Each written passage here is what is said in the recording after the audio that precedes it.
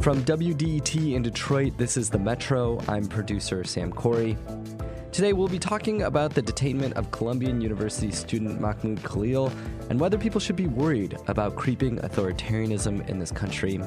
We'll also hear from the attorney who's representing University of Michigan students protesting for Palestinians who've been charged by the state of Michigan for defying orders from law enforcement. And we'll also dive into the perspective of a longtime Democrat turned Republican and hear what she makes of the current administration who she voted for. All that and more, but first it's the news from NPR and the WDET newsroom.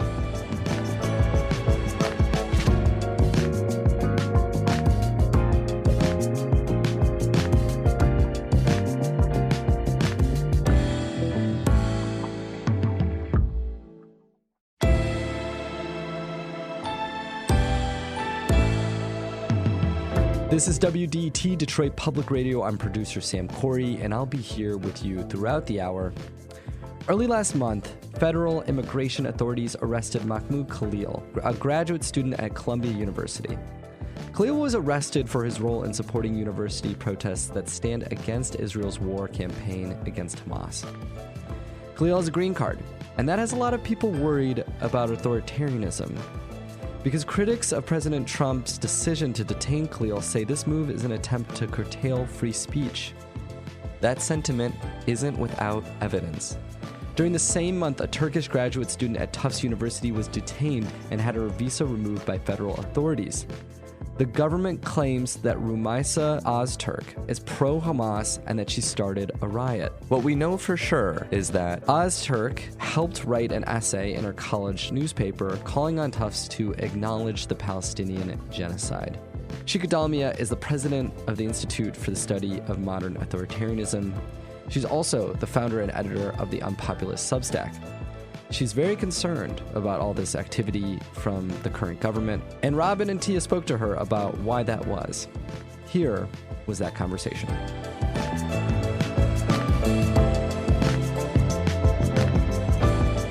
College campuses have long been wellsprings for free speech and social movements. During the Civil Rights era, they were the site of sit-ins and student activism demanding equal rights for Black Americans. During the Iraq War, students marched across campuses nationwide to protest the U.S.-led invasion and occupation of Iraq. Those actions had impact. Years later, after the murder of George Floyd, most students weren't on campus due to the COVID-19 pandemic. But some college administrators showed their approval of the protests sweeping the nation. They had visual signs, and they declared Juneteenth a holiday. Today, as students protest against war and genocide in Gaza, things look different. Since the Israel-Hamas war began in October of 2023, hundreds of students demanding a ceasefire have been arrested. At the University of Michigan and Wayne State University, police detained or dispersed dozens of peaceful student protesters. Michigan Attorney General Dana Nessel is pursuing felony charges against the U of M students. That's right, Tia. And now the latest in all of these developments is that a Palestinian graduate student at Columbia University who led pro-Palestine protests there faces deportation. Mahmoud Khalil was arrested without due process and detained by ICE for allegedly supporting Hamas.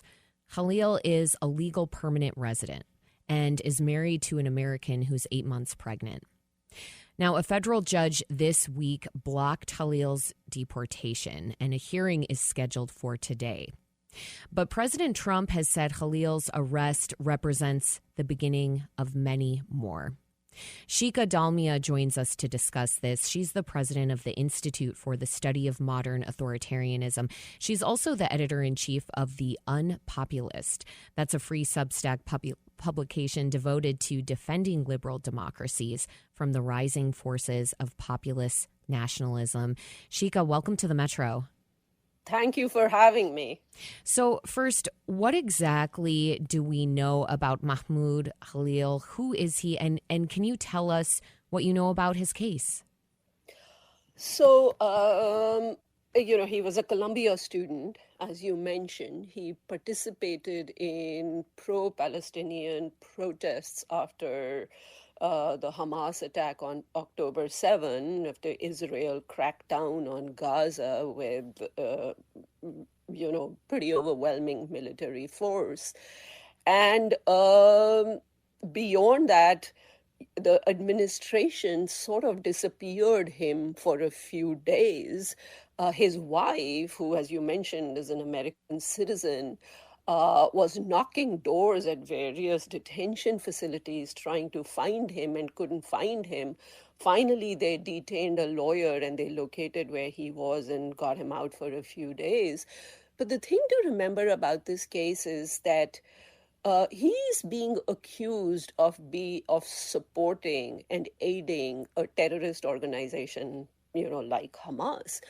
But the administration has produced absolutely no evidence for that. And if that were the case, he should be tried on criminal charges. What you don't do is disappear somebody and then use deportation as a way to crack down on their speech rights. That is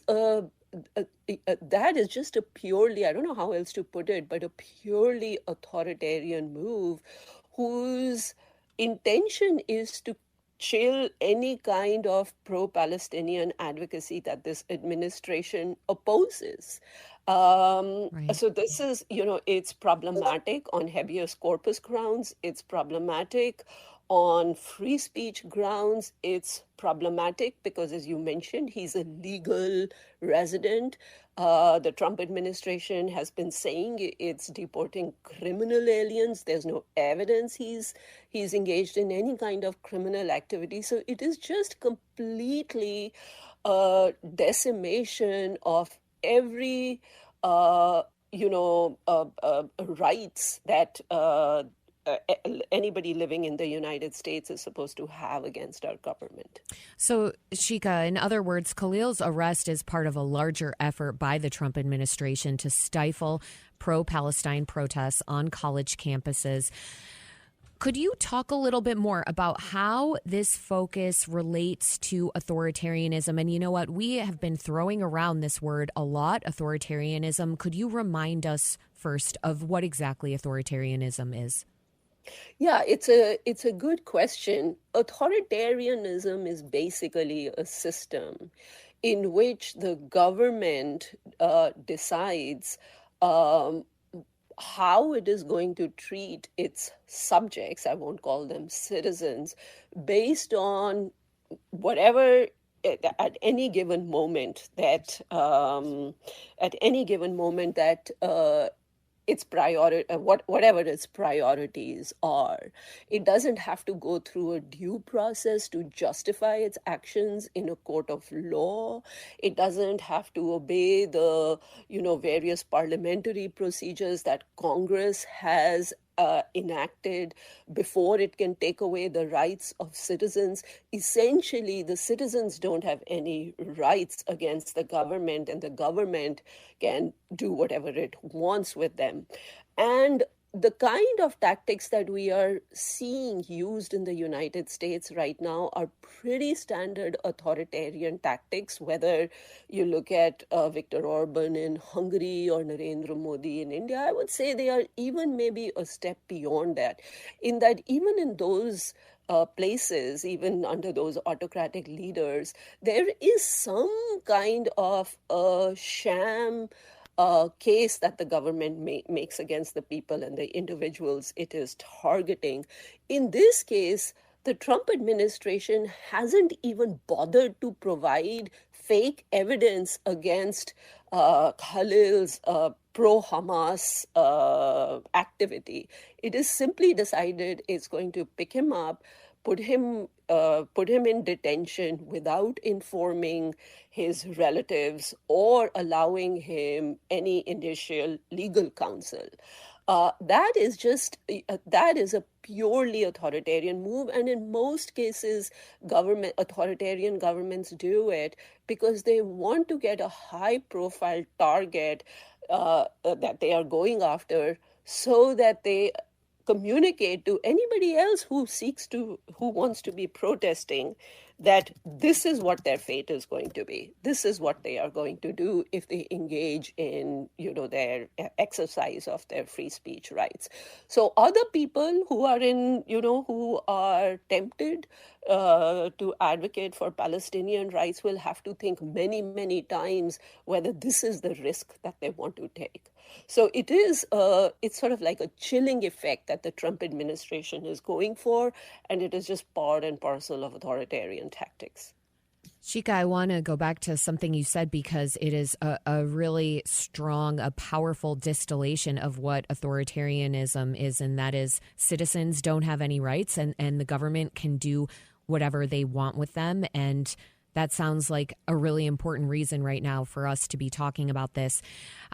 We know throughout history, college administrators and campus police have sometimes resorted to arresting student protesters, and police have used violent tactics against students. Are you seeing a trend now among colleges that are increasingly bowing to the Trump administration's goal of stifling free speech?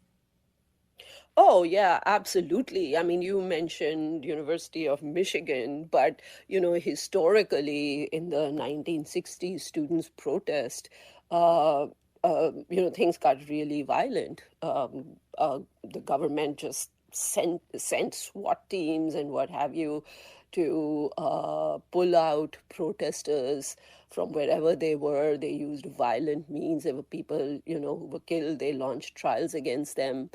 And not because these students were engaging in any kind of conduct that was illegal, but simply because they were exercising their free speech rights. Now, look, there are campuses have a right to have time, place, and manner restrictions on the kinds of protests that are allowed, so that students who don't want to participate in those protests can still go about their normal activity, attend their classes without disturbances.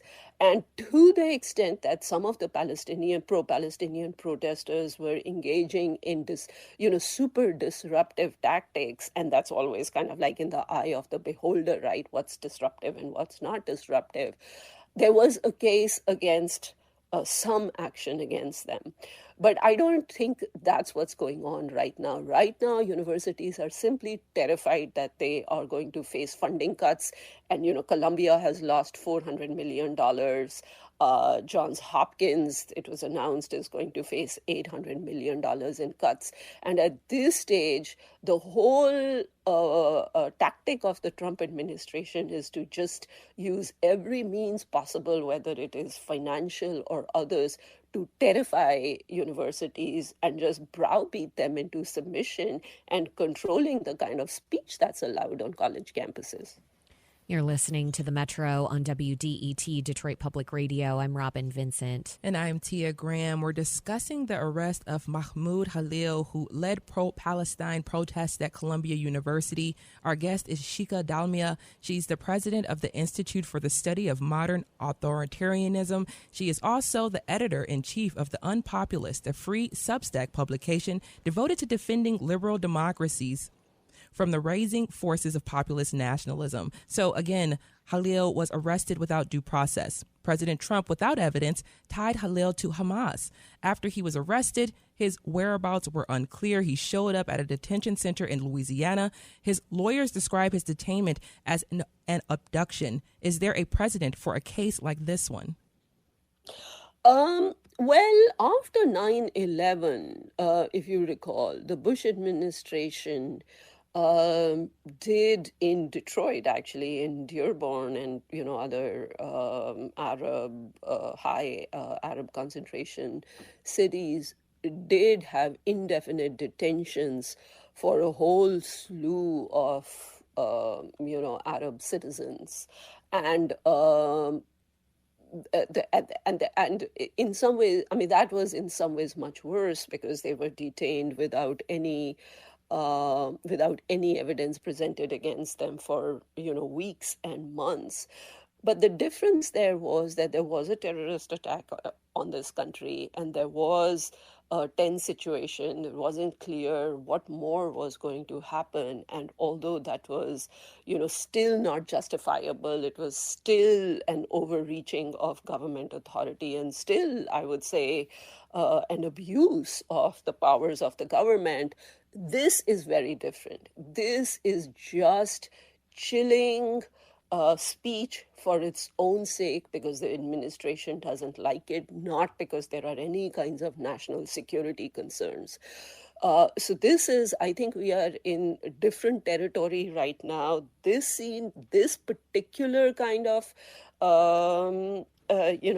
tactic, it may not be unprecedented, but it is highly, highly unusual. So we are on a very dangerous, trajectory over here. And Shika, you mentioned this is a high-profile target case that's deliberate by the Trump administration to send a message. And many people have protested since Khalil's arrest. Hundreds were out on the streets in New York this past Monday, actually. He seems to be very respected among students and professors alike at Columbia. So could the high-profile nature of his arrest actually have positive effects on the ensuing battle between the Trump administration and free speech advocates? That would be a somewhat positive take. I don't think the Trump administration is necessarily. It may back down from deporting him, right? But the message is, but it's going to be expensive for him. His wife is pregnant. He is at this point, obviously terrified about what's going to happen to him. There is going to be litigation, but it's going to disrupt his life for a very, very long time. So what the Trump administration is trying to do is turn the process itself into the punishment, even if it doesn't prevail in its efforts to deport him. And that's the point. It wants to subject people to, bogus accusations with bogus tactics. And ultimately it may lose, but that's not the point. The point is to just use its powers to chill speech. And, so what could this moment mean for student dissent, and free speech more broadly? What do people need to know, especially right now? I don't know if people are alarmed enough. Well, I think first of all, what they should do is, if they feel vulnerable, other students who feel vulnerable, there are lots of pro bono outfits that are, that are willing to take up their cases on just because they are interested in defending due process rights and free speech rights. In fact, Khalil's case has been taken up by FIRE, the Foundation for the Protection of Individual Rights. And that's basically a free speech outfit. It does public litigation. And they are very concerned about what's happening, what's being done here in terms of cracking down on, legitimate free speech rights. So I think one thing that you can do is just start identifying these public litigation outfits that'll defend you for free. Other than that, I would just counsel people, Gandhi said the only way to get the state to back down when it engages in these kinds of draconian crackdowns is to overwhelm the machinery of the state. So I would say double down on protests, make them so big that it becomes hard for the government to go after everybody. So lawyer up and don't back down.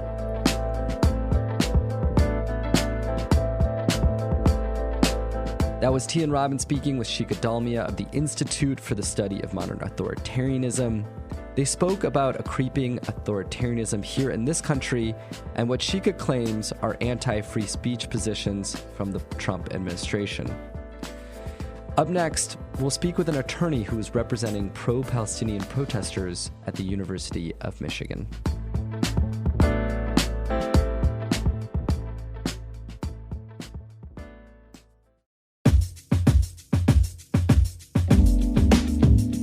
This is WDET Detroit Public Radio. I'm producer Sam Corey, here with you throughout the hour. Last month, Michigan Attorney General Dana Nessel filed charges against 11 demonstrators at the University of Michigan. Nessel says that several demonstrators defied orders from law enforcement to vacate a protester camp. Critics say the charges are an attack on free speech and reflect a double standard, given the number of protests at the University of Michigan that have not led to the prosecution of protesters. One of those critics is Amir Makhlid. He's among a group of local attorneys offering pro bono representation to the protesters. Robin and Tia recently spoke with Amir, and just a note, we're still awaiting a response from Attorney General Dana Nessel's office. Here was that conversation.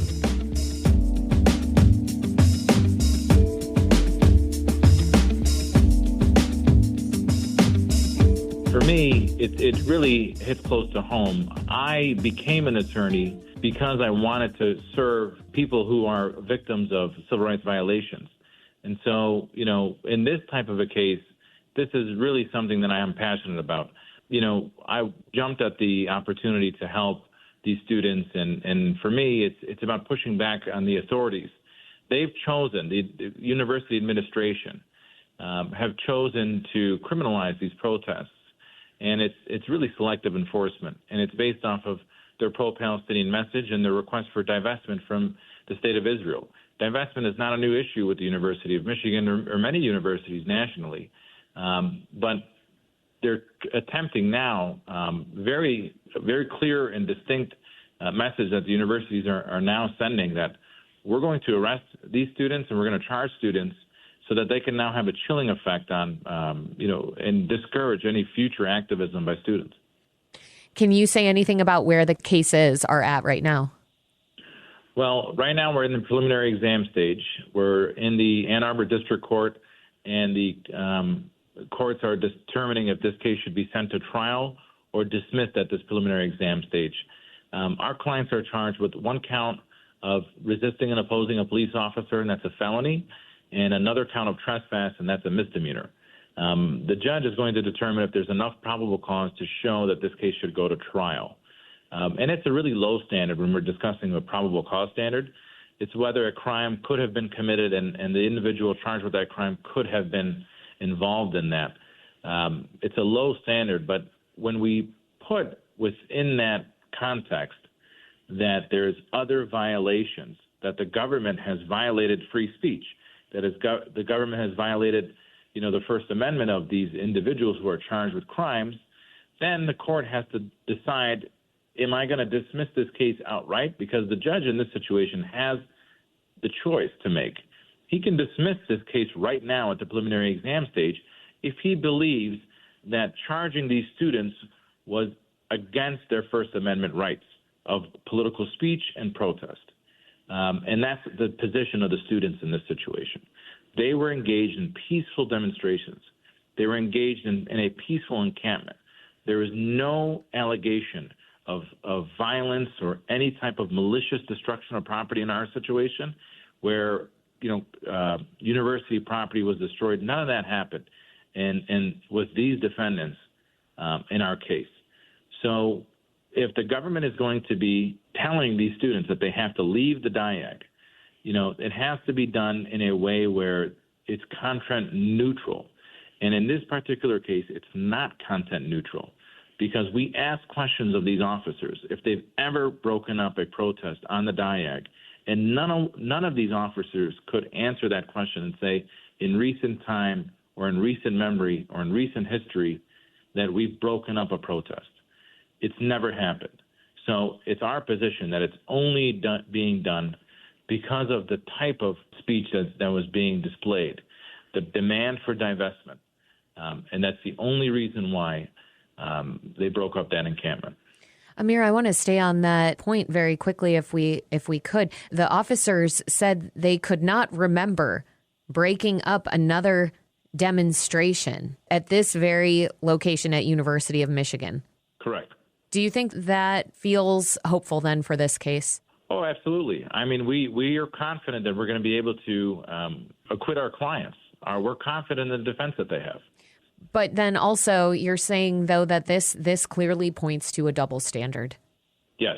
Now, Michigan Attorney General Dana Nessel is pursuing criminal charges against pro-Palestine protesters. She argues these charges have nothing to do with free speech. She says several demonstrators defied orders from law enforcement to vacate the encampment they had created at University of Michigan, and that they physically obstructed the police and pushed against their bodies. What do you say to those claims?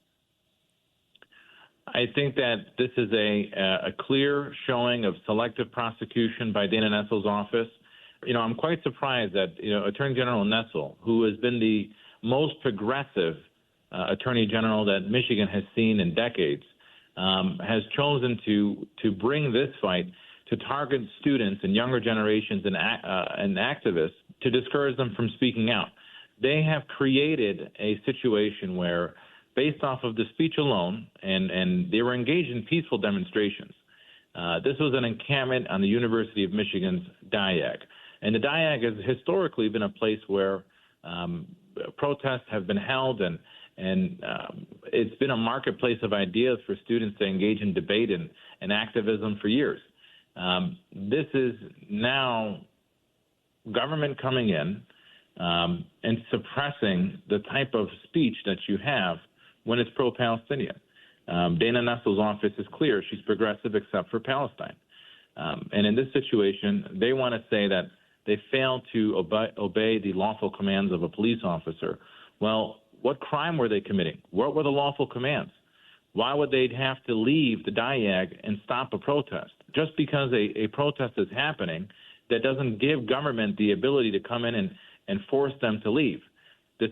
This encampment was in a position of the university's campus where it didn't disrupt students. It didn't disrupt the ongoing curriculum at the university. It's historically been a place where free expression has occurred. And so for them to come in and say that, well, they failed to obey the orders of police, well, where's your freedom of expression? Where's my right to protest?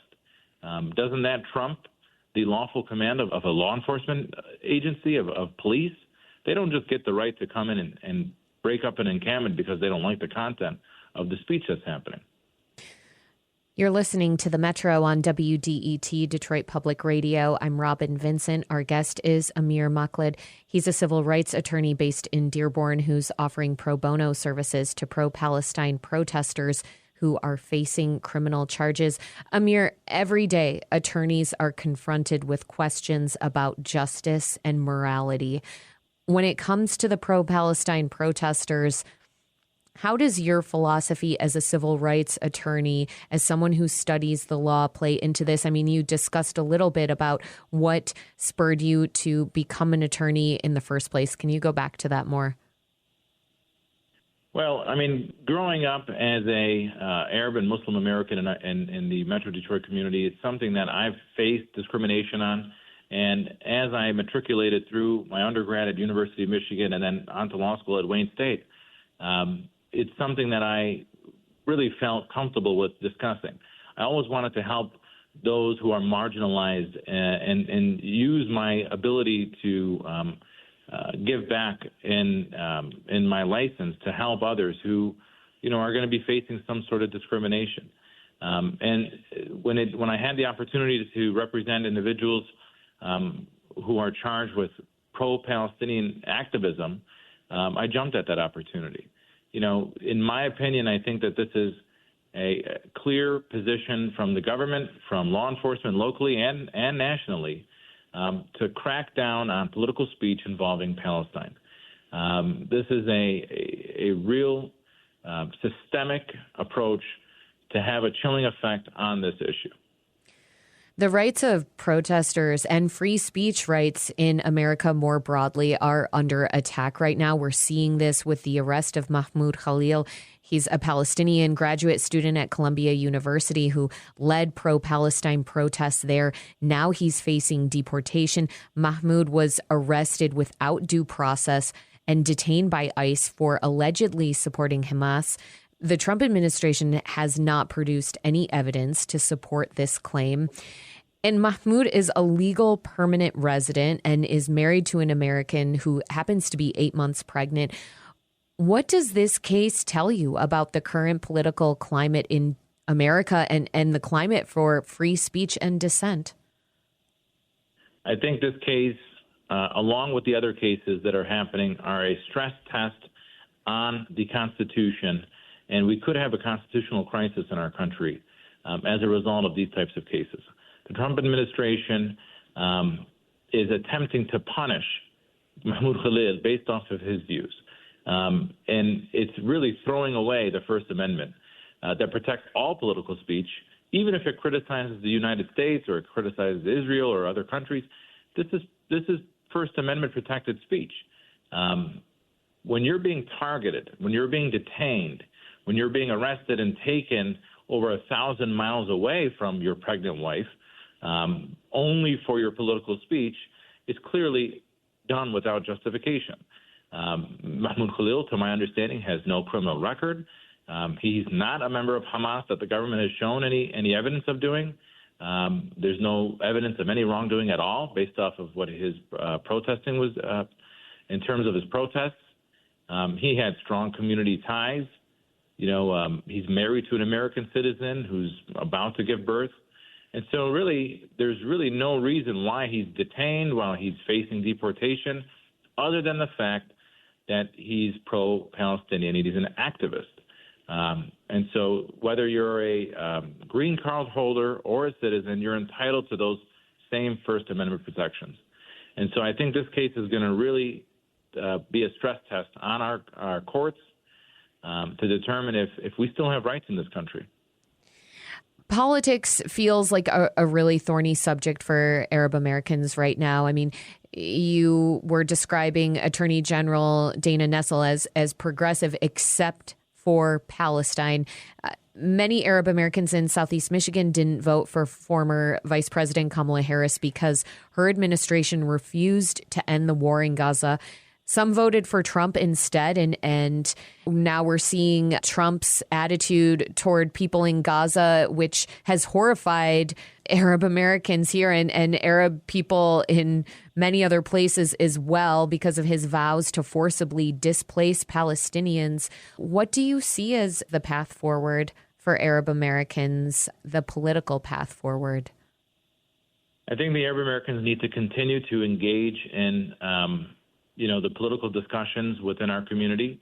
I believe that we should not forget Dana Nessel for bringing this type of a case, even though our community supported Dana Nessel's candidacy when she ran.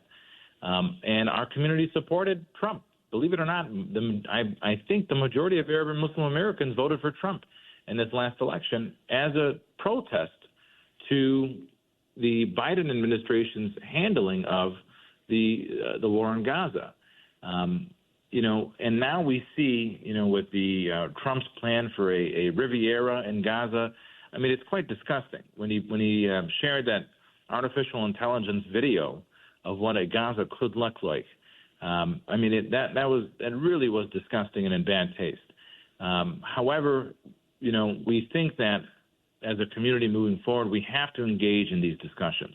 We have to put pressure on our elected officials.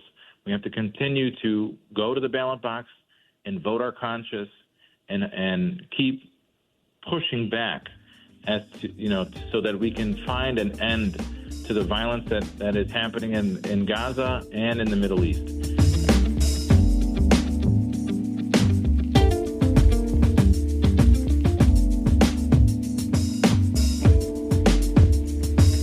That was attorney Amir Makhlid speaking with Robin and Tia about representing student protesters at the University of Michigan being charged by the Office of Attorney General Dana Nessel. Up next, we'll hear about why a longtime Democrat turned Republican this past election and what she makes of the current administration. Stay with us.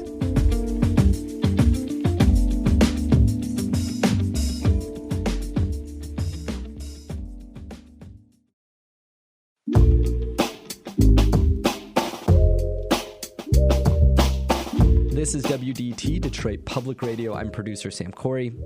Prior to voting for President Trump, CEO of the MENA American Chamber of Commerce, Faye Nemmer, always voted for Democrats. She She's a Dearborn resident who supported Trump, though, primarily because she thought he would create peace between Israelis and Palestinians. 1.5 months into Trump's presidency, I spoke with Nemr to get a sense of how she's feeling about the Trump administration now. Here was that conversation.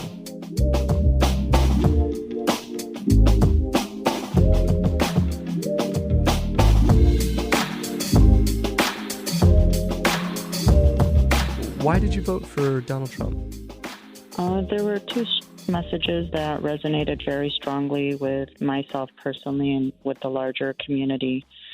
And those entailed his stance on putting America's interests first and foremost. I felt like that was lacking for a very long time. And then in addition to that, so that covered, the domestic and economic policy.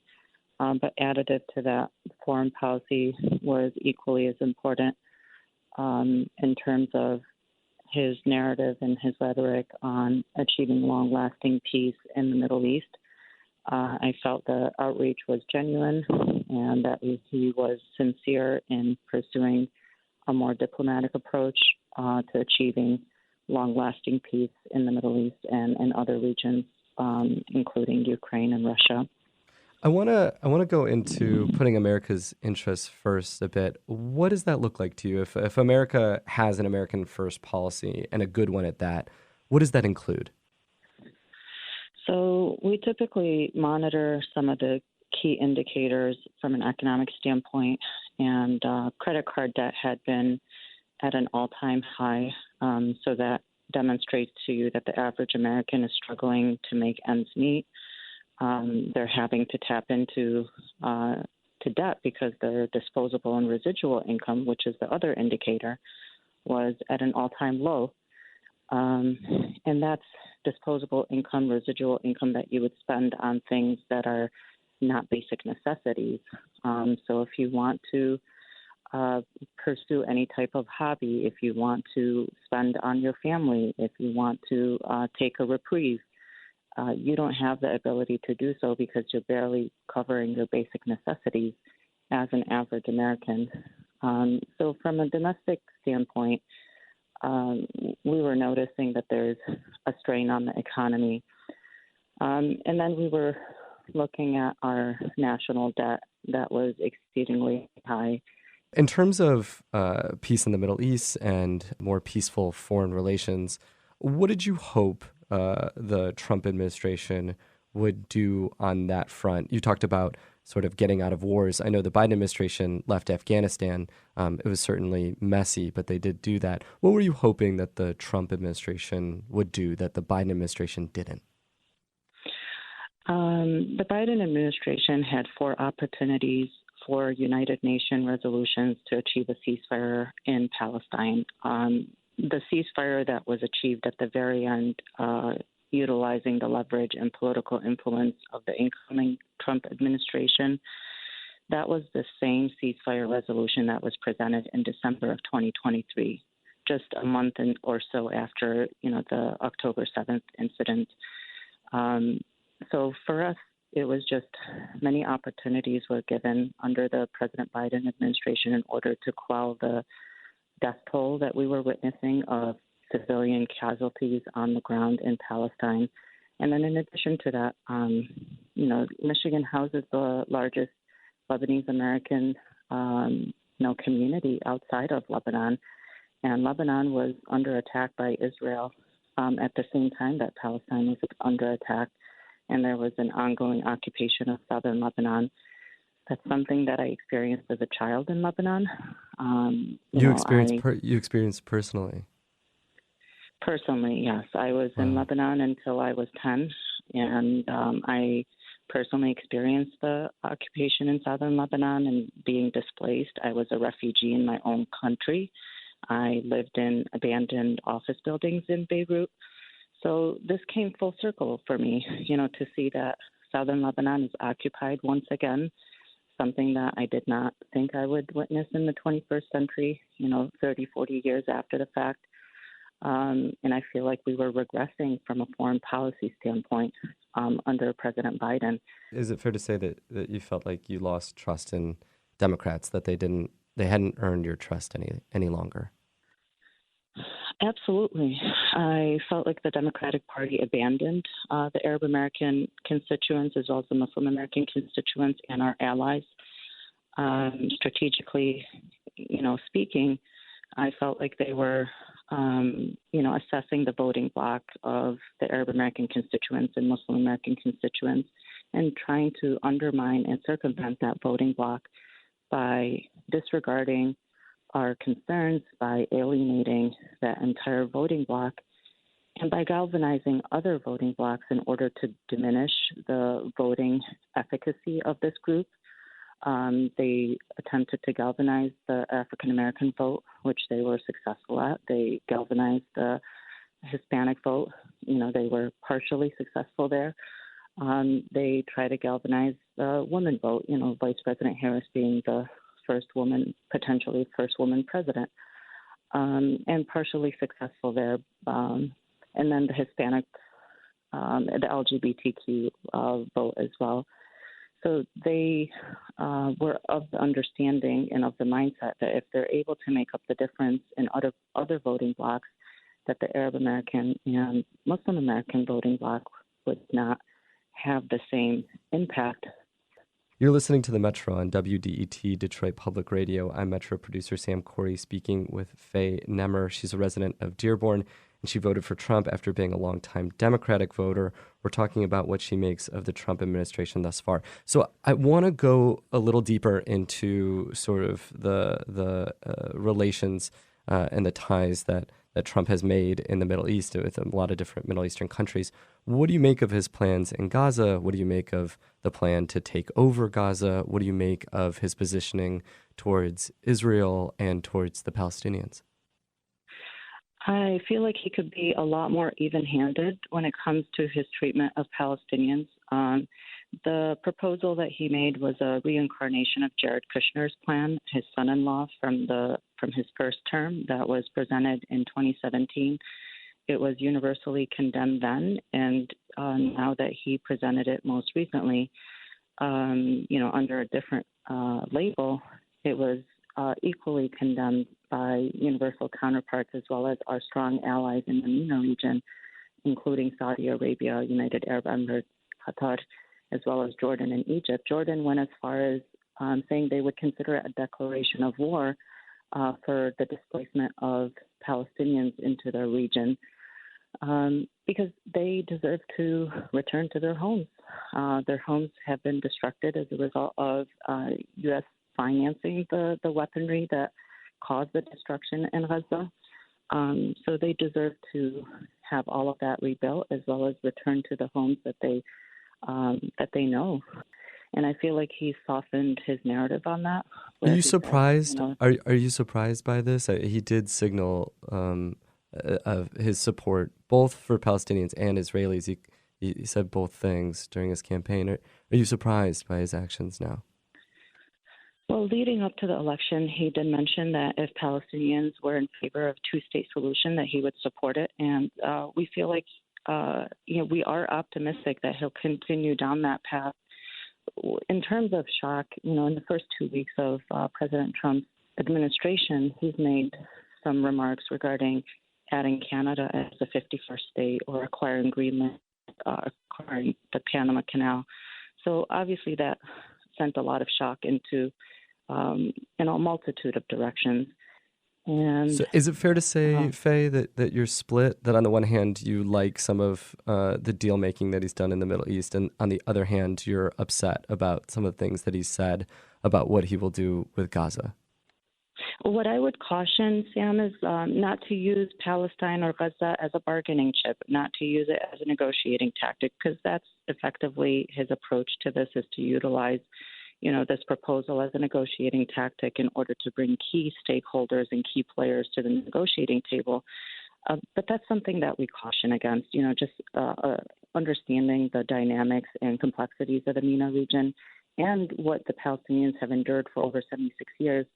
The only solution that we have not attempted in the region is a two-state solution, allowing the Palestinians the autonomy to govern themselves, the ability to have a sovereign and a sovereign Palestinian state. That's something that we have not attempted. There's 149 countries that already acknowledge the Palestinian state. I believe under President Trump is the feasibility under which we would recognize the state of Palestine. He is the only president that I foresee having the aptitude to pursue something that is, that can be construed as a shock or unprecedented from a U.S. historical standpoint, just, to contextualize that. But I believe he's someone that is able to accomplish that for the Palestinians. I want to talk about the Trump administration more broadly. Trump, of course, has put Elon Musk in charge of firing a lot of government officials. There's also been a lot of freezes or potential freezes on grant funding. That money goes to local and state government agencies. I'm wondering what you make of this. I'm actually just curious how you process this information. So my background is in the private sector. I've survived through iterations of layoffs where companies, as they're downsizing, they're laying off 5 to 10% of their workforce. We've witnessed this with the big three. We've witnessed it across the spectrum. It's just an indication that government has grown in excess of its function, and he's making a determination as to where that excess is and whether there's any wasteful spending. I feel like we need to trust the process and wait until the dust settles to understand, kind of the ramifications as well as the impact that'll have. What is your measurement for whether this goes well or goes poorly in terms of government cuts and government use? Probably our national debt. We're paying about $3 to $4 billion in interest on our debt on a daily basis. If we're able to reduce that national debt, I feel like that would be a very strong indicator. Assuming that they want to, what would Democrats need to do to win back your vote? What do you want to see them do now? Foreign policy is very important. For the Arab American community, we are very closely connected to the MENA region. We have very strong roots there. We have immediate and extended family members. In the most recent situation, my cousin's 6-year-old daughter and his mother were killed in the Israeli attack in southern Lebanon. So it hits close to home. And when you're engaging a counterpart that undermines, those concerns and undermines those priorities, it's very difficult to engage. So I feel like that was one of the most pressing issues for us as a community.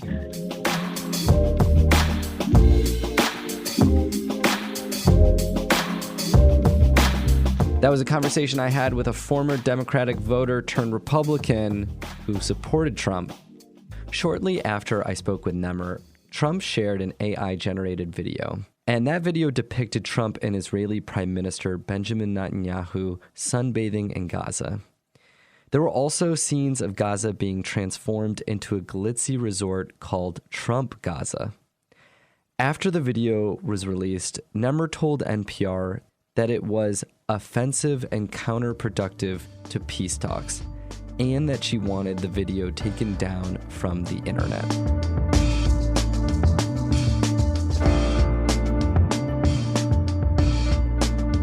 The Carbon Athletic Club in the Delray community is one of those places in Detroit that makes you wish the walls could talk.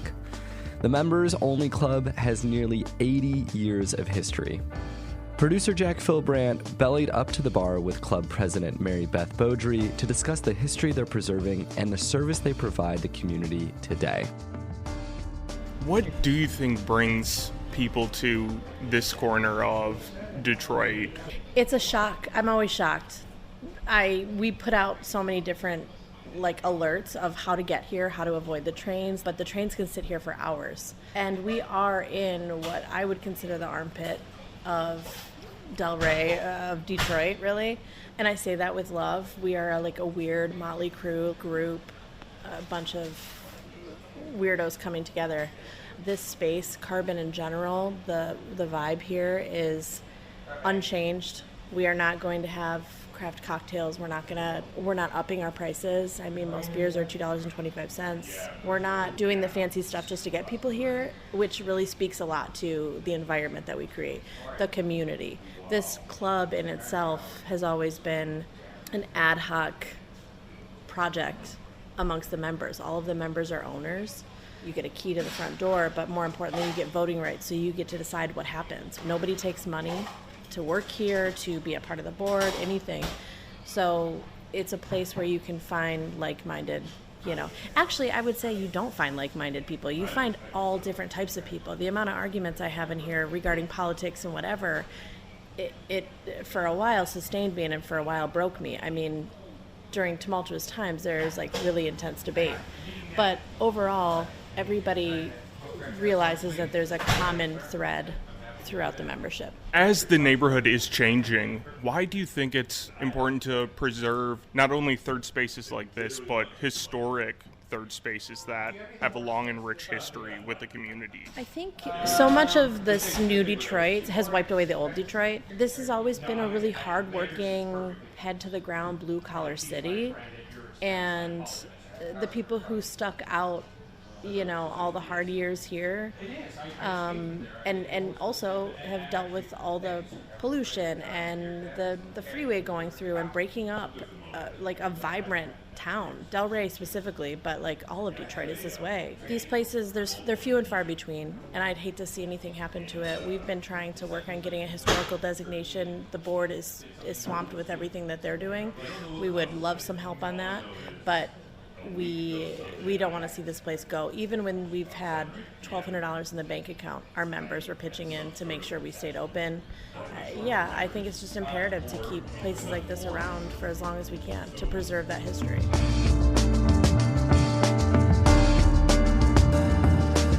That was Metro producer Jack Philbrandt speaking with the president of the Carbon Athletic Club, which has sat in Delray, Detroit for about 8 decades.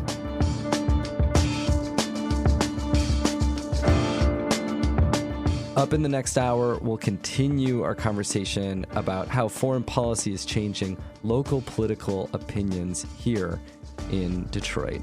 And we'll dive deeper into how other Arab American voters are feeling about our current politics. This is WDET-FM, Detroit Public Radio, your connection to news, music, and conversation.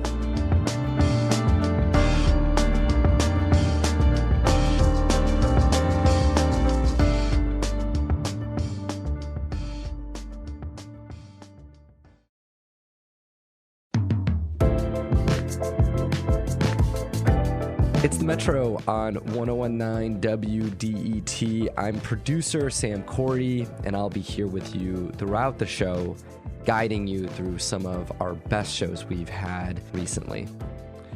Though there's a lot of diversity of political thought in Arab American communities, more recently, they've supported Democratic candidates. That changed, though, especially during the last presidential election. That was when many people thought that former President Joe Biden and presidential candidate Kamala Harris were too soft on Israel and too weak in their support of Palestinians. This hour, we'll speak with various Arab American organizers about what they think of our politics today. In this first conversation, Robin and Tia spoke about whether Arab American voters feel they have a political home. Senior producer David Lyons helped give us context for that question. Arab Americans have been an important part of the cultural and political landscape of Metro Detroit for decades. Though many have voted for Democrats in recent decades, especially in Dearborn, Arab Americans are not a single-party voting bloc. They are not a monolith. Today, we want to better understand the political future of Arab Americans in Michigan and nationally.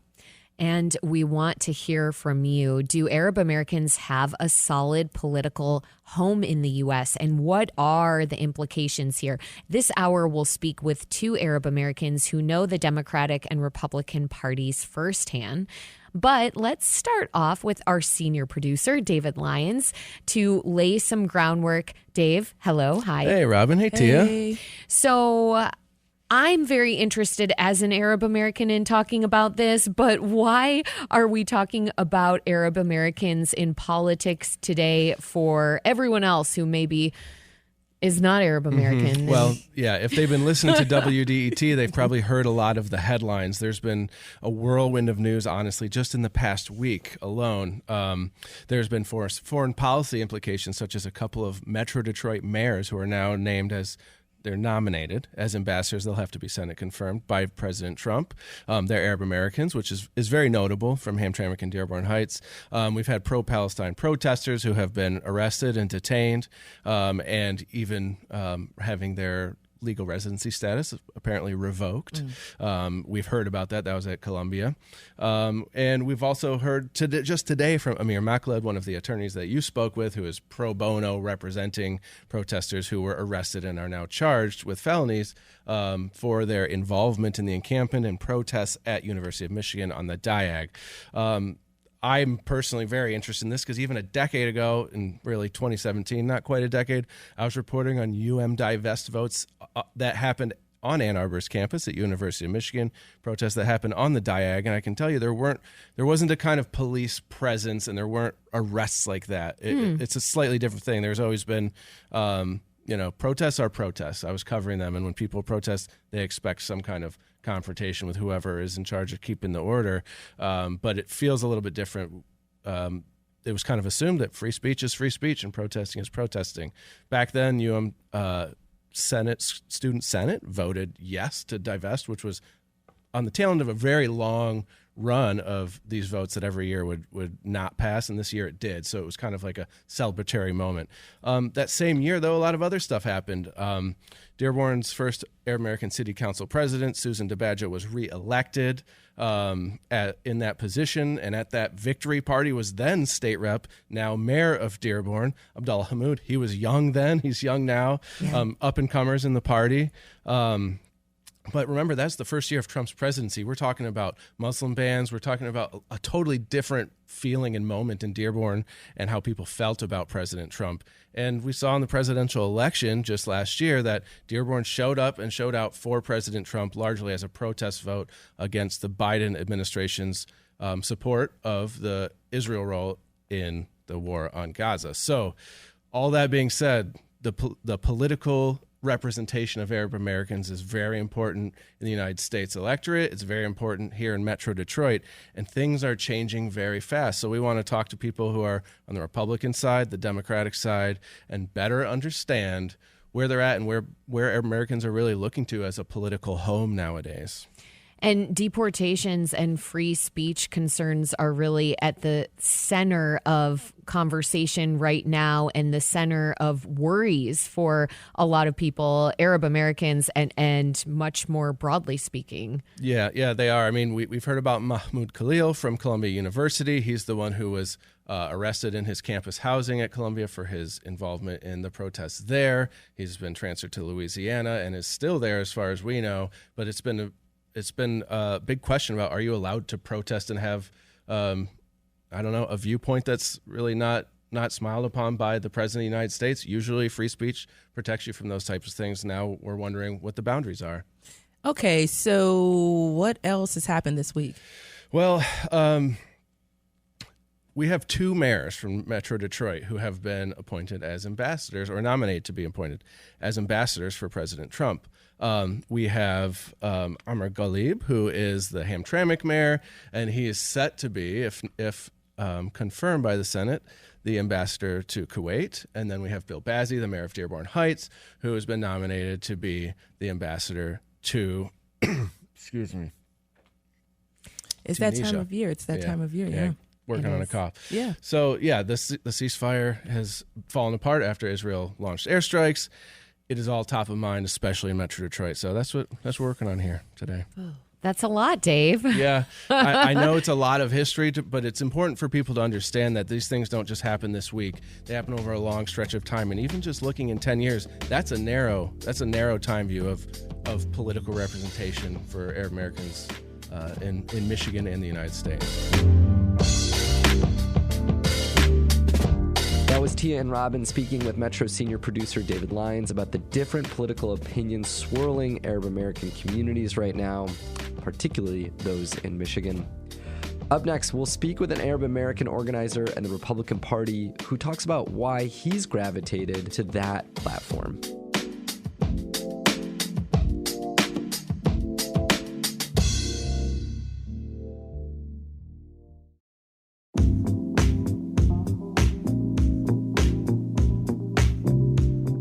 This is The Metro on WDET Detroit Public Radio. I'm producer Sam Corey. Now that President Donald Trump is in office, what do conservative Arab folks in Michigan make of his time? And are they finding the Republican Party warmer to their interests than the Democratic one? Hassan Nimi is an organizer in the Republican Party, and T.N. Robbins spoke with him recently to find out what he makes of the current presidential administration.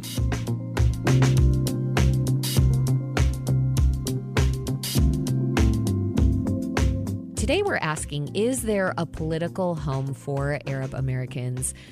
We're asking that question because folks in the Arab community, like people in all communities, have many different experiences and perspectives.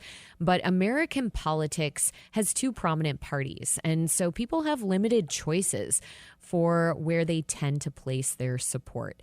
Now that President Trump is in office, what do conservative Arab folks in Michigan make of his time? And are they finding the Republican Party warmer, more receptive to their interests than the Democratic one? To discuss this, we have Hassan Nemi here. He is a former coalition's vice chair for the Michigan Republican Party and a former 12th congressional candidate, where he ran against current Congresswoman Rashida Tlaib. Hassan still does a lot of organizing in our state's Republican Party. Hassan, welcome to the Metro. So I'm going to get this right. Welcome to the Metro. Welcome back to the Metro. Thank you for having me. Great to see you. So you grew up in Dearborn to a Muslim father and a Baptist mother. You joined the military in 2012 because you said on WDET a little while back that you wanted to prove that you care about the country. How did your background influence your conservative political leanings? Well, essentially, it's more of, I'd say it was my culture and upbringing. Once I understood what the party stood for and read the platforms, it was kind of an easy choice that the Republican Party kind of aligned more with, our values and morals.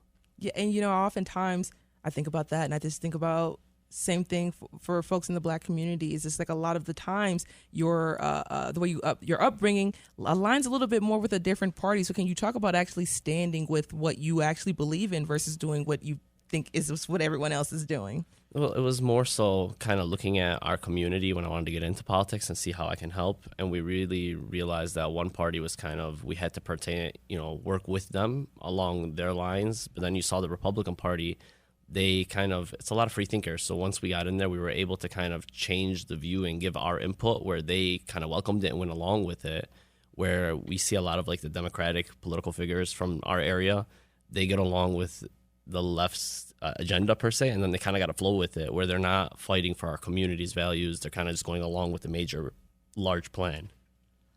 Understood. The Republican Party has been changing over the past decade or so, just like you just said, with new ideas and open-mindedness. It once stood for restricted government spending and tax cuts. Now the party seems to be following President Donald Trump and what he says and does. Trump supports tax cuts, but he also is harsher on immigration. How do you think President Trump has changed the Republican Party in that way? Oh, I think there's a lot of change. If you see, it's more so a complete change. It's more the Republican Party went from like a fiscally Republican Party to now we're looking at conservative values. And we're looking at putting our nation first and our citizens first before all the other, the world politics in play per se. So you're seeing a lot of people, we want our civil liberties, our religious freedoms, and Trump was kind of standing up to that. And then we noticed a lot of the corruption that's taking place in a lot of cities across America. And then once you see like Trump's agenda and the Republican agenda are working to try to clean up communities and get the communities to work more for the citizens of the community. So it kind of went hand in hand. You see that shift where the Republican Party now wants to focus more on communities, and we're essentially like fiscal Republicans per se. The button up in the ties. In the run-up to the most recent presidential election, many Arab Americans were upset about the Biden administration's stance towards Israel, which was bombing Gaza with American funding. after that country was attacked by Hamas. Now, that led to the Arab majority city of Dearborn residents to vote for Donald Trump over Kamala Harris in 2024. And it was the first time since 2000 that a Republican presidential candidate won that city. Were you surprised at all by Trump's victory? No.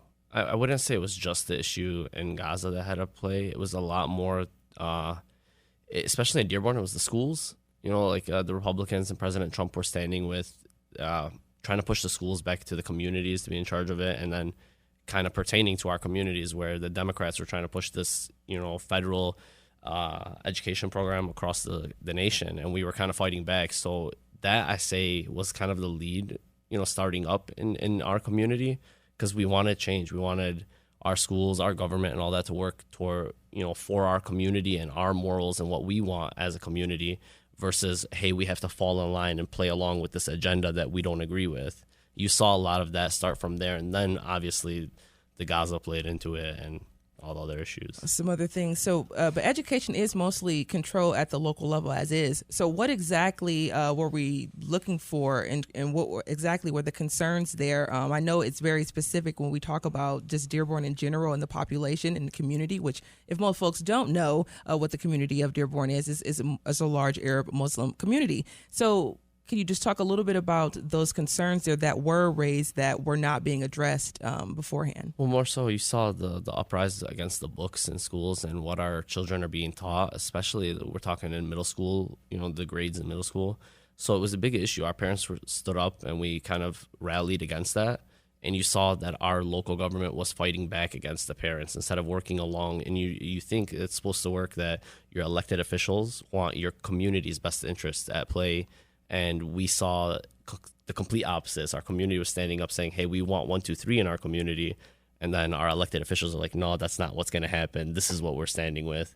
So you saw that kind of clash in between. And then it was a lot of work at the same time. It was a lot of the activists educating our community on how things actually work in our nation. Because you got to remember, a lot of them are first-generation immigrants that still don't understand our process. Yeah, yes. And recently, we've just have so many things happening, of course, but recently Trump has named 2 Arab Michiganders to positions as ambassadors, which I think is very, very new in his country to even hear. But Hamtramck Mayor Amr Ghalib is set to be the ambassador of Kuwait, and then we have Dearborn Heights Mayor Bill Bazzi, who is set to be the ambassador of Tunisia. So we know Arab Americans are not a monolith. We know that. But in your eyes, do you think these were significant decisions by Trump for Arab Americans? I believe so. The last 4 years, I'd like to say, we've worked closely with the Trump administration, Trump campaign per se, speaking about we want representation, we want a voice in his ear. So when we're making these decisions nationally, you have an Arab American voice to tell you, hey, some of these decisions, this is how it's going to affect the Arab, the Arab countries or the Arab, civilians. Mm-hmm. So we understand how we're being perceived, across the globe. We're trying to pertain, like the way it looks right now is, we're working very closely with our allies and trying to keep their best interests at play, but we're not really looking at the other neighboring, countries and what's the outcome of our decisions with them, and trying to push to have, people from the community, from the Arab countries, Arab Americans, being able to reach out, speak to the president directly. We can kind of change, give a different view on what some of these decisions can and outcomes can lead to. A seat at the table. You just want a seat at the table, honestly. And so I want to build on that just a little bit, though, because the importance of having a seat at the table, but oftentimes are we concerned about where these seats are taking us? Yeah, we can. Yeah, you always have to worry about where they can go and what they're leading to. It's always about staying true to the individual at play, and to me, anybody that in politics really has to be the person that's thinking about their community first, not even their name themselves. It has to be literally your community. You're there to represent them. As long as that's happening and we don't get lost in that, it should be a beautiful thing. And the Republican Party hasn't been without divisions in Michigan. Of course, you stood against Christina Caramo, the former Michigan GOP leader, and she was ousted. But so were you and others who held positions in that power. You critiqued the state Republican Party for being exclusive and Christian nationalist. Do you think that's still an issue right now in the party? Slightly, yeah. Mm-hmm. We're combating it. I mean, it's like anything else that we deal with. When you're trying to break new ground, there's going to be a lot of work, and it's going to be a back and forth kind of game. when I first got into the Republican Party trying to work, I felt like I was doing an uphill battle both ways, working with the party to accept me and then also working with my community to accept my decision. And trying to get that going. Moving forward, we're seeing a lot of the party open up and want to kind of get away from that notion and move into including everybody that has conservative minds. But then you still have a large faction that still wants that Christian national movement, and it's going to take some time to work through that. Yeah, we're going to definitely get more into that. You're listening to The Metro right here on 101.9 WDET FM. I'm Tia Graham. And I'm Robin Vincent. We're talking about how Arab Americans have been reacting to the Trump administration's decisions and whether they're finding a more stable home in the Republican Party. Our guest is Hassan Nimi, a Republican Party organizer in Michigan. Hassan, Trump's election is credited with helping strike a ceasefire in Gaza, but that ceasefire was fragile. It's ended just this past week, and another more than 400 Palestinians were killed in Israeli attacks. What's more, Trump has said that he wants to take over Gaza and turn it into a so-called Riviera and forcibly displace Palestinians. What do you make of Trump's actions on Israel and Palestine thus far? So quite honestly, it's still very vague when you hear of it. We hear all these little talks and we're left to kind of fill in the gaps. And I know myself and my community as a whole, we're all still on our, I'd say on our tippy toes, waiting to understand more of what this process entails. We're worried that if we are relocating them and we have no idea of taking the Palestinians back to Gaza after we rebuild, like we're being told, that seems like it's going to lead to much more issues and conflict in the area. And I'm hoping we get a clearer, idea of the plan, because right now it just seems very vague. And as an Arab American, we're really invested in it.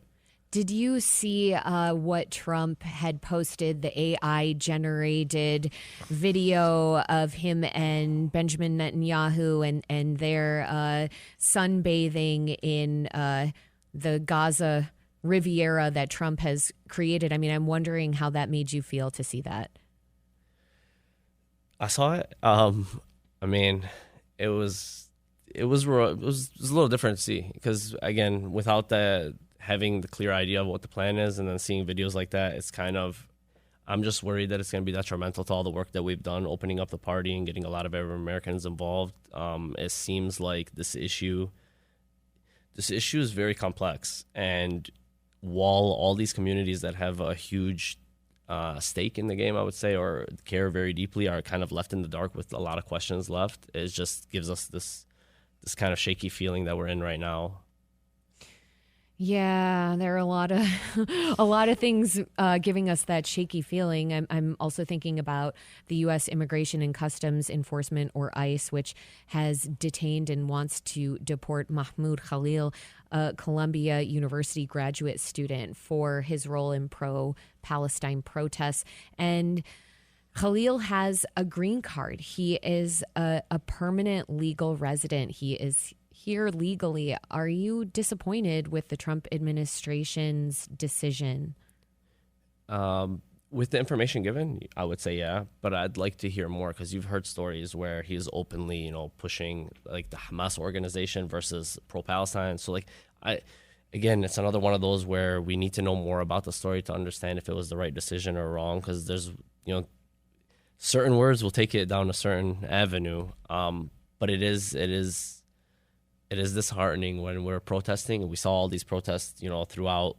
I mean, all the way from COVID till now, we had protests that some of them were violent, and there wasn't the reaction that we saw like we're seeing with the situation.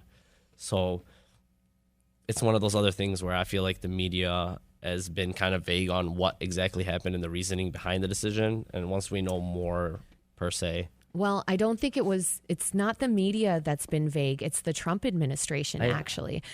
We are just reporting as much information as we can gather, and the Trump administration has not provided any evidence that Mahmoud Khalil has been a supporter of Hamas. And so I do just want to make that clarification. This doesn't fall on the press for it failing to or omitting information about the situation.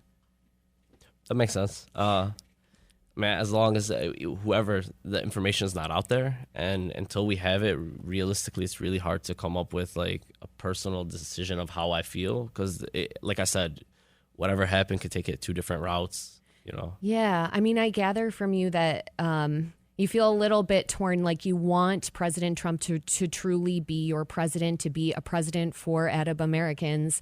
But there are some things happening right now that leave you in a place a little bit of confusion. Well, with every president that we've had, I believe there's good decisions and decisions that we all don't agree with. I mean, I can't sit here and say like I'm wholeheartedly going to agree with every decision that our president makes, whoever the president is at the time. But yeah, I was hoping once you saw the appointments and the way that we've opened up the party and everything moving forward, you think that our voices are a little bit more recognized or heard. I mean, we have the largest concentration of Arab Americans in the Western Hemisphere located right here. That's right. You think we're a little bit more heard. To me, it just doesn't make sense. You have, like we say now, we always talk about data and we talk about, everybody getting all these facts. Well, you have like I said, largest concentration of Arab Americans. I would pull them. A lot of your decisions that you're making in the Middle East and Arab countries, you'd understand the feedback you're going to get over there if you just talk to the Arab Americans that are here. Right. Hassan, I wonder if that means for you that then you are willing to disagree with or to criticize President Trump, and that would be striking a contrast with many Trump supporters who so far are not willing to go against the president, who are not willing to criticize him when he does something that perhaps they're feeling uncomfortable with.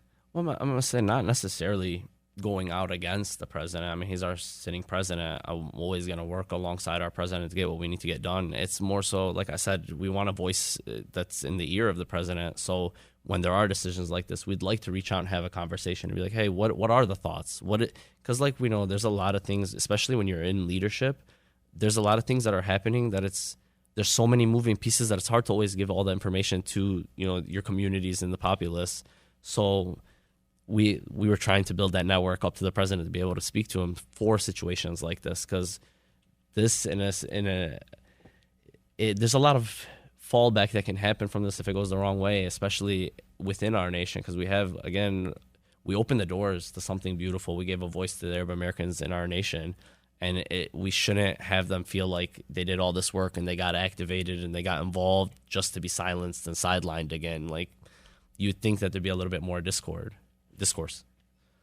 So does this mean if you feel that Trump is going to take actions, let's say, in the Middle East that could be really damaging, that could be really detrimental against, let's say, Palestinians or other Arab peoples, would that change where you feel your standing is supporting Trump would it make you question a little bit the Republican Party, or you feel that this is your party? No, the Republican Party is definitely my party. I'll say it this way. If you want to join the fight and stand up for your community and you join the Democratic Party, this is how I feel, by the way, but if you join the Democratic Party, it's fall in line. But if you join the Republican Party, like we had 3 Muslims in leadership. Out of the 6 vice chairs, there was 3 of them. We were speaking on behalf of the party, and the party was listening and then also opening its arms. You can get involved in the Republican Party and actually make a change and try to grow the party and change the idea of the party in a sense to become more evolving. You're not going to get away from the platform per se, but you can open the doors. With the Democratic Party, it's pretty much fall in line, do what you're told, or don't play in the game.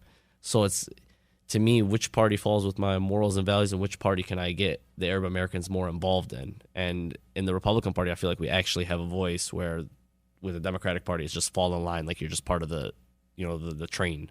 So in your eyes, there is the ability to have more of a voice, more nuance. There is room for more nuance in your eyes for Arab Americans in the Republican Party. Yes, and then also I strongly believe with a lot of my community's morals and values fall in line with the Republican Party. I mean, we're fighting for religious liberties at the end of the day. Arab Americans, especially Muslim Americans, when you talk to them, what is the biggest problem? They're sick of being treated differently or anti-American or not American because of their faith, but we live in the nation or in a nation where we're known for, the freedom of religion. So it's kind of like a hard road to be in and trying to play that game. But one party, like I said, you could make that change to open the door and get that going.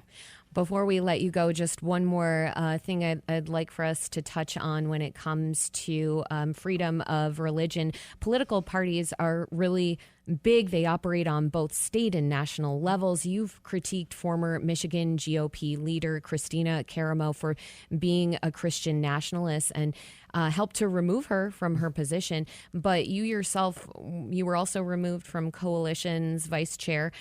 Do you think there's still a push in conservative state party politics toward exclusion and Christian nationalism? Yeah. There's definitely a faction. It's politics. So we went in, we had majority. We kind of did what we thought was right for the election cycle. And while we were working to get President Trump elected, the other side was recruiting, and now they have majority. So it's not like we're not going to sit back and continue to play the same game. We're going to get majority next time it comes. Like I said, with the Republican Party, it's going to be a few years of actually making a change to the party where they are fully inclusive of everybody and kind of sticking to the conservative values versus this Christian nationalist movement. But again, that's not the whole Republican Party, and I don't want to discourage anybody from getting involved. It's a small faction. It's just at this time, while we were all busy getting the election done, they were recruiting, and politics kind of takes place.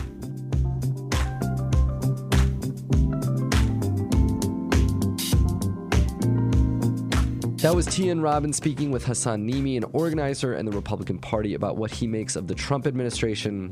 Up next, we'll hear about what one Arab American political organizer wants the Democratic Party to do to make the party more welcoming for Arab voters.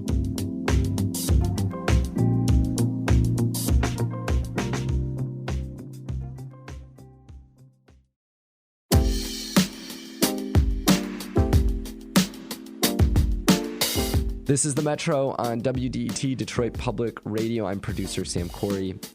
Arab American voters, particularly those in Dearborn, turned away from the Democratic Party in the latest presidential election. What would it take to bring them back? Robin and Tia spoke with James Zogby, the president and co-founder of the Arab American Institute, about this and more. Here was that conversation. Many Arab Americans have been reliable Democratic voters, but there's a noticeable movement away from the party over its support of Israel's war on Gaza. But Arab Americans are not a single voting bloc, and they haven't always been Democrats. President Trump won Dearborn on his strong support for Arab American voters, then enraged many of those supporters with his idea to forcibly displace Palestinians and make Gaza, quote, the Riviera of the Middle East, end quote. So, where do Arab Americans go from here? Do they have a solid political home here in American politics? Here to help us understand this question is James Zogby. He's the president and co-founder of the Arab American Institute and a longtime leader in the Democratic Party. James Zogby, thank you so much for joining us on the Metro. Thank you for having me. Of course. So let's start with how diverse Arab American political affiliations have been over the past few years. Well, let's go back decades. We've been polling on this since the 90s, so we've got 30 years of data. They've always, like most other ethnic communities, and I mean, the ones that we've polled, which are basically European and then Mediterranean, i.e., Arabs, and we include Greeks in that, and Turks. They lean Democrat and have always leaned Democrat. 2-3 points, sometimes 8-9 points, but never a huge switch until the second Bush administration, when the numbers doubled twice as many Democrats saying they identified Democrat as Republican, and they stayed double until recent years. And that's when the shift came, and it was largely Gaza. And it was interesting because it was across the board. It's a diverse community, 20 plus countries, different generations, different religions. They are about 60-70%, 65% or so Christian. They are largely Lebanese. If you do Lebanon and Syria together, because that's many of them identify in the South as Syrian Lebanese, it's over 50%. But huge numbers, increasingly, from North Africa, from Yemen, from Iraq, not just from the Levant, which is where they were. And so it's a diverse community, but still there are trend lines. And one of the big trend lines had to do with Gaza. When that war broke out, you saw across the board, second, third generation Lebanese Christians, Yemenis, all reacting the same way. It was an interesting phenomenon that it was an issue that unified people. And they no longer identified Democrat. Now, it did not switch fundamentally. There were always 30-something% Republican, even when it was double. The numbers were double. The Democrat numbers were double. The Republican numbers went up. The Democratic numbers went way down. But a lot of those who had been Democrat didn't become Republican. They just simply said no party affiliation, didn't want to identify, or said they were independent. So it's still lean Democrat right now, but it's certainly not what it was during the Obama years or the reaction to Bush, et cetera. And you are a part of the Democratic Party. In I am. 2013, you were appointed by then President Barack Obama to the U.S. Commission on International Religious Freedom. You recently ran for vice chair of the Democratic National Committee. Why are you a Democrat? My mom had the best answer when she was interviewed on Good Morning America. They said, "You're a 86-year-old Catholic lady. Why are you voting for Bill Clinton?" She said, "Because I'm a Democrat." And she said, "What does that mean to you?" And she said, "Look, when my people came here as immigrants, it was the Democratic Party that welcomed us. When labor unions were being formed, it was the Democratic Party that supported us. During the Depression, it was Franklin Roosevelt who lent a hand to those who had needs and didn't focus on the rich, but focused on the working class." And she said, and then the civil rights movement, it was Democrats. And she went on all the way to the present day. And she said, "So I believe that the government has a positive role in people's lives. It should have a positive role. And the Democratic Party has always lent a hand to those who have needs." Lady said, "But you support abortion. Clinton supports abortion and you don't." And she said, "Oh, I know. And I talked to my priest about that. But I talk to my priest about issues like that. But what I want in a president who's somebody I know will care for me in my old age, protect Social Security, protect Medicare, protect the things that people need when they can't meet the needs on their own." So that's, to me, what the Democratic Party is, and it's what the Republican Party isn't. The Democratic Party, has been on the side of people who have needs. Now, look, there's a problem in the Democratic Party today. And my platform, when I ran, I said I'm going to be a pain in the ass, and I've been a pain in the ass in the Democratic Party for 30-something years, and I'm still in, and I'm still going to be a pain in the ass because I've been fighting for Palestine. I've been fighting for issues that other folks in the party don't pay attention to. There needs to be fundamental reform, not just in the Democratic Party, but in the Republican Party. And I have never just gone along to get along. And I started with the Jackson campaign. I was his deputy campaign manager in '84. And I've been a pain ever since. Hey, James. So I'm thinking about, I love the story. You got it from your mom. A lot of us do get just all types of great stuff from our parents. But the Democratic Party has changed a lot since then, James. I think about it even for myself, and I think about if it reflects some of my goals or characteristics or morals. But it is now known as the party of war. What do you say of that? To that, of course, it still enacts a lot of policies that help a lot of vulnerable people, of course. But this is a different party than it was when your mom was coming up and even when you were coming up. It's not the party of war. I mean, the probably the most fundamental, transformative moment in American history in this century was the Iraq War and the stupid Afghan War. It was George Bush's war on terror. And Donald Trump can say, "I'm the peace candidate," but holy God, I mean, I have to figure out what exactly does peace mean to him. It means surrender. Do what I want you to do, or else I'll punish you. No, the Democratic Party is not the party of war at all. It can be a cowardly party and go along with wars. It can be, as was with Joe Biden, a party that was subservient to Israel. And frankly, he lost that election, this last election, and Kamala Harris refusing to break with him didn't help her at all.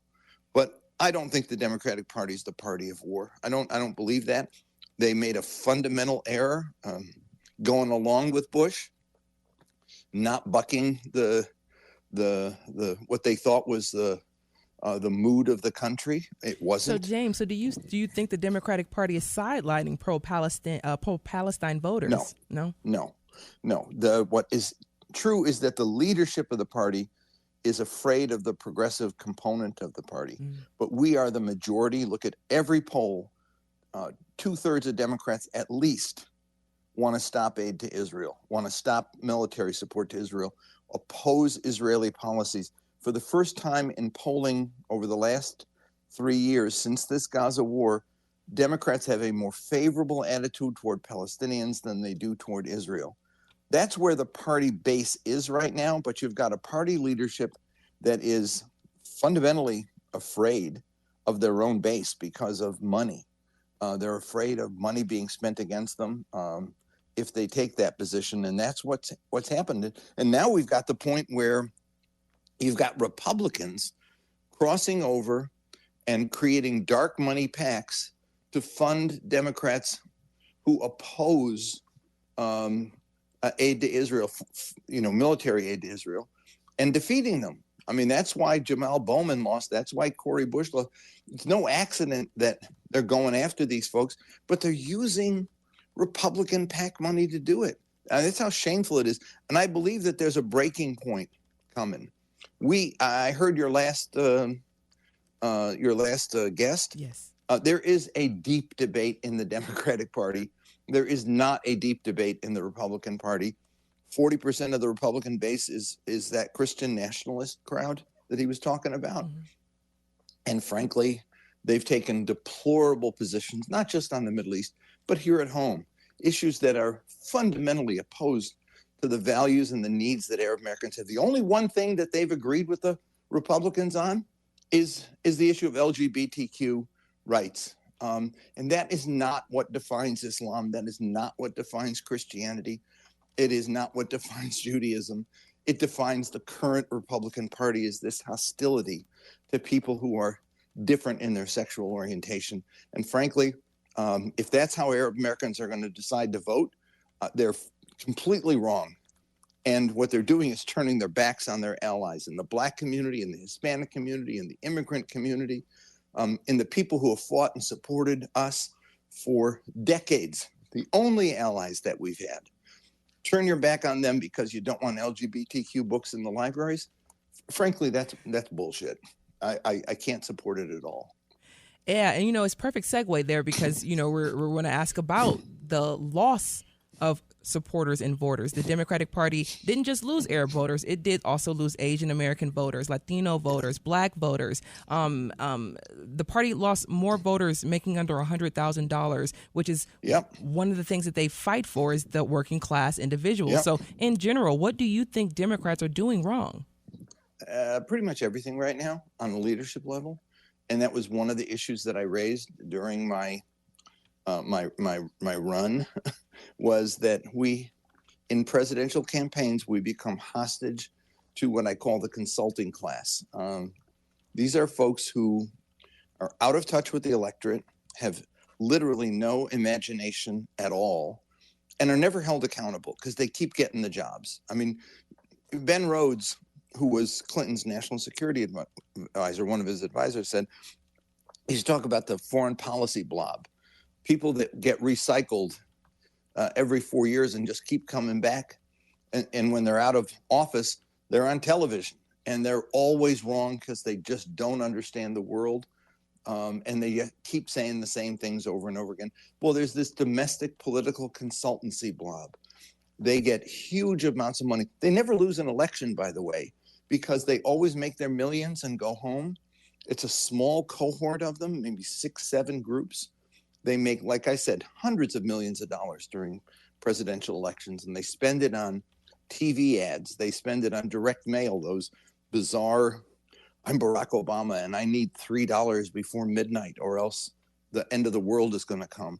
Those things are so annoying and so unproductive, and we've tried to get rid of them, but they still have a stranglehold over the party. And that's what I'm still fighting to break that hold so that actually voters can be heard and not the consultants. Because when decisions get made in campaigns, they don't listen to what voters are saying. They listen to what the consultants tell them. So we wanted to have a Palestinian speaker at the Democratic convention. Oh no, can't do that. You know, I said, nonsense. We wouldn't lose 5 votes if you had a Palestinian speaker. The Jewish community is not going to be opposed. Now, there'll be some very loud voices in the pro-Israel community, but most American Jews also want to be fair and balanced on Middle East issues. So the problem with the Democratic Party, the reason why it's out of touch is because they've become hostage to this clique of consultants who are, like I said, are out of touch. And they did a convention which focused on joy. And American people weren't feeling joy. They're feeling celebration at our diversity. But American people weren't feeling joy about our diversity. They're upset and angry. 60+% white working class voters have needs that aren't being addressed, and the Democratic Party has turned away from them. Now, the Republican Party says, we care about you. Donald Trump says, I'm going to fight for you. I'm the only one who will. But then what he ends up doing is screwing them royally, because for Republicans, those social issues that they elevate, gay rights or gun rights or this rights or that, those things are, one Republican speaker, leader, was on a TV show I used to have back in the, stopped in 2011, but it was during the 2004 campaign. He was talking about all these issues that are the key Republican issues.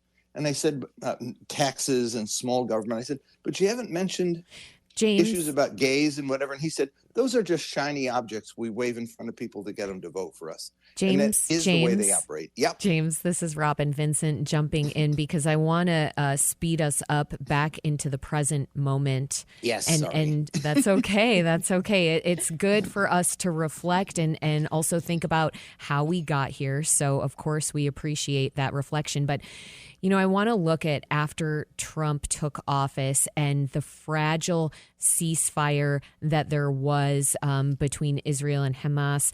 That came to an end this week when Israel launched surprise attacks in Gaza and killing over 400 people and injuring hundreds more. And this has reignited the deadly war that the United Nations calls a genocide.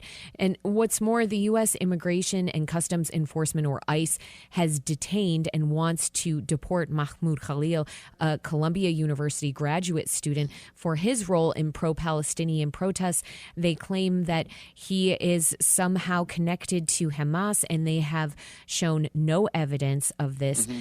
Do you think Democrats should take a stronger pro-Palestinian stance? Do you think that is an opening for them, that this is an opening right now that they could grab? Absolutely. And we're pushing them to do it. We've gotten some letters from members of Congress, not enough. One is circulating the Senate. The House one did pretty well. Elected officials are cowards. Honest to God, that's the truth. Very few courageous ones. There are Bernie Sanders, and there are AOCs, and there are Dick Durbins, and there are Chris Murphys, but there are not enough of them. And what they need is the backbone that they'll get from listening to a movement of protest, and that's why our goal right now has to be to build a broad-based movement of protest. Well, and to demand people do the right thing. James, when we're talking about Democrats with a backbone, what I'm hearing when it comes to those who don't necessarily have a backbone, according to critics, according to some of these more progressive Democrats, it's Senate Minority Leader Chuck Schumer out of New York. He got a lot of House Democrats upset after he supported a Republican-funded funding bill to keep the government from shutting down. And that was after he said, and House Democrats said, that they would not support it. And now many Democrats are calling for him to step down. Even moderate former House Speaker Nancy Pelosi has criticized Schumer. Do you think Schumer should step down as Senate Minority Leader? And yes. Go ahead. Yes. Yes. Need I say more? Well, you have so many words for everything else we've talked about. No, I wondered. The point is that the party needs leadership. Leadership people can believe in, and we just don't have it in the personage of Chuck Schumer right now. He's an inside baseball guy, and people right now need leadership on the outside. They need to feel inspired, and they're just not getting it. Let's stay on that topic if we could for a moment. Forgive me for jumping in just because we're running out of time. Tell me specifically, what kinds of leaders do you think the Democrats need right now? Okay, I'm going to say like Bernie Sanders, somebody who can go to working class voters and say, I get you, I understand you, we have made mistakes, trust us, we'll fix it. And they have to identify with the anger that people feel, the sense of social dislocation that people feel, the sense of fear about the economy that people feel. And then they have to propose real solutions that people can understand, not stuff that only folks who read the financial page on the Wall Street Journal can understand. And that's what's needed. I mean, Donald Trump had simple language. His heart was never in the reforms he kept talking about. And we're seeing it now play out in terms of the Republican budget proposal. But Democrats have had the right message, but they haven't been projecting it in an intense enough way to make people believe it. And they haven't done anything about it when they're in office. They've operated in a very cowardly way. We need courageous leadership is what we need. House Democrats often win competitive seats and they're more moderate. Why do you think they keep winning if people are also upset with so-called moderates? Well, look, most of the districts we have in the country are not even competitive at all. Gerrymandering's taking care of that. 95% are really not even competitive. There's a handful that are. And I don't believe that moderate, quote unquote, is defined correctly. I don't think that we ought to be focusing our message on social issues or cultural issues, as important as they are. And frankly, I will fight for gay rights as much as anybody, but that's not the issue that we ought to be running an election on. People want to run an election on who's out to help you, who's out to screw you. Is the Republican budget going to help you or screw you? Is the Republican budget or the Republican approach to immigration going to help you, or is it going to make life difficult for you? Is the Republican approach to education, is it for you or against you? I mean, is what we need more vouchers, or do we need a public education system that works for everybody? Do we need Medicare and Medicaid gutted? Do we need Social Security threatened? Those are issues that we can run on and win, but we've got to tell people we care about them, and we don't do it. That was James Zogby of the Arab American Institute speaking with Robin and Tia about what Democrats need to do to make the party more welcoming for Arab American voters. The Metro is a production of WDET, a listener-supported service of Wayne State University. This is WDET-FM, Detroit Public Radio, your connection to news, music, and conversation.